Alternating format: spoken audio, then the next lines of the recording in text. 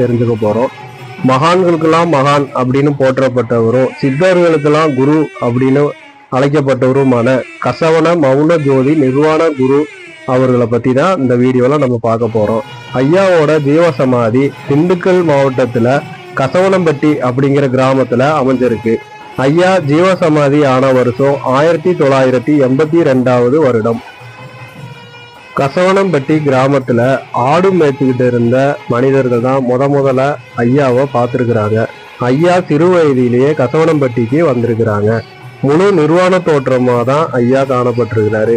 காடுகள்ல இருக்கிற கள்ளி செடிகளோட தலையில சாப்பிட்டுக்கிட்டும் பாறைகளுக்குள்ள படுத்துக்கிட்டும் தான் அவரு வாழ்ந்துகிட்டு இருந்திருக்கிறாரு. இதை பார்த்த ஆடு மேய்க்கிற மக்கள் ஐயாவை ஊருக்குள்ள கூட்டிட்டு வந்திருக்கிறாங்க. அந்த காலகட்டங்கள்ல நிர்வாணமா இருக்கிறத எல்லாரும் ஆச்சரியமா பார்த்துருக்காங்க. அதனால நிறைய பேர் ஐயாவை முதல்ல பிடிக்காம விரட்டி இருக்காங்க. ஆனா ஐயாவோட மகிமையும் அவரோட சக்தியையும் போக போக தெரிஞ்சுக்கிட்ட ஊர்